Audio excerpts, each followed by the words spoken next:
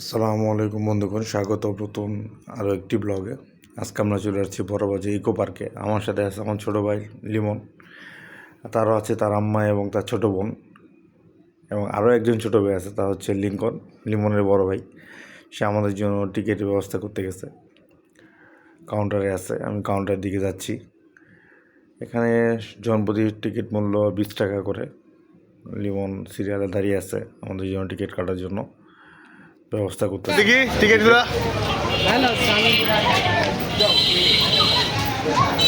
আমার ভাই টিকিট কাটা শেষ। 5টা কত করে? 20 টাকা। চলো চলো ঢুক। দাদা কি অবস্থা, কেমন চলে বিজনেস? হ্যাঁ, গরমে তো বিজনেস আপনি কই? গরমে বিজনেস তো আপনি কই? আলহামদুলিল্লাহ করনা। হ্যাঁ, তখন ভালো মন্দ বানায়েন, বিট লবণ বেশি করে দিয়েন।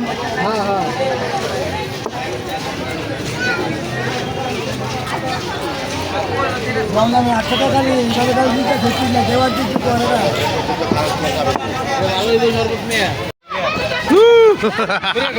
দিয়ে আইটা কই আরে কত আনতে ভাইয়া? আচ্ছা ভাই শোন আমুলের কথা আরে বাহ, এটি কি সঙ্গী না? হ্যাঁ চলো। কার কার?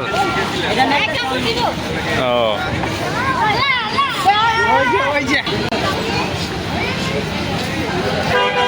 হ্যাঁ, যাও যাও যাও যাও।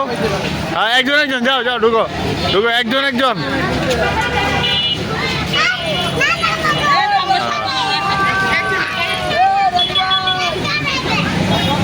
বাহ, আমরা ঢুকে গেছি ইকো পার্কে।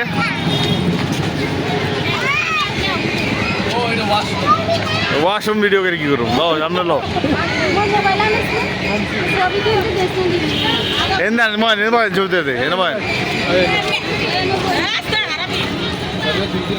সুন্দর।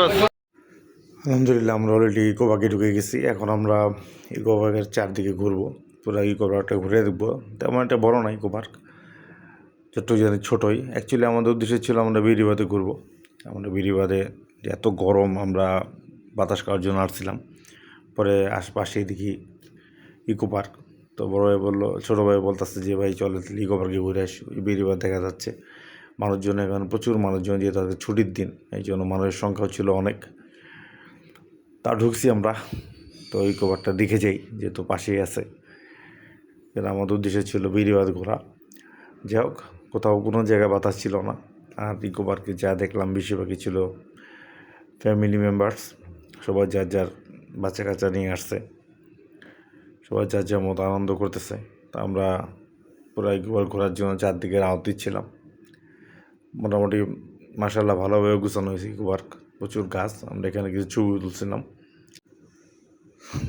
যাই হোক, আমরা হাঁটতেছিলাম, আস্তে আস্তে দেখতেছিলাম পরিচিত মানুষজন পাই কিনা। যাই হোক, আলহামদুলিল্লাহ সামনে এগোতে দেখলাম আমার এলাকার মানুষ দিয়ে ভরা, হুজুরের ফ্যামিলিও আসছে, অন্যান্য ছোটো ভাই ব্রাদারও ছিল। ওই সামনে কিছু আপু বসেছিল যারা আমাদের এলাকার, উনি দূরে থেকে আমাকে আগে ইশারা করছিল, বলছিল ভাইয়া আমার ভিডিওতে নিয়েন না। তা আনফর্চুনেটলি সে কিছুটা চলে আসছে ভিডিওতে, এবং হাত দিয়ে তার মুখ ঢেকে ফেলছিল। তো যাই হোক, আমরা ইকো পার্কের সামনের দিকে যাচ্ছি। সামনেও তো শিশুদের রাইডস আছে কিছু, আর বিভিন্ন খাবারের দোকান আছে, আর আছে ভূতের বাড়ি, যা আমরা সামনে দেখতে পাবো। আর আমার সাথে যে আন্টি মেয়ে, দুই ছেলে, ওরা পিছিয়ে ছিল আমার সাথে। ছোটো মোটো পার্ক, কিন্তু বিনোদন অনেক অনেক কিছু আছে।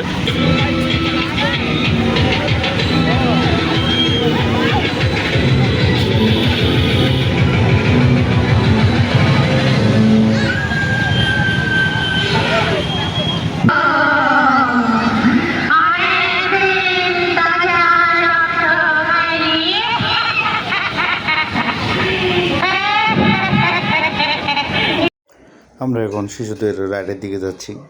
শিশুদের রাইড দেখে ছোটোবেলার কথা মনে পড়ে গেল। আমরা আমাদের ফ্যামিলি নিয়ে সবাই শিশু মেলা, শিশু পার্ক বিভিন্ন জায়গায় ঘুরতে যেতাম, ভালো লাগছে। এছাড়াও রাইড আছে ডাইনে বামে। এগুলো ফ্রি, আর যেগুলো দেখলেন এতক্ষণ ওগুলো টাকা দিয়ে রাইড করতে হয়। এছাড়া আরও সামনে আরও কিছু রাইড আছে, যেগুলো ফ্রি এগুলো মানুষের অভাব নেই, আর যেগুলো টাকা দিয়ে করতে এগুলো কমই আছে মানুষজন।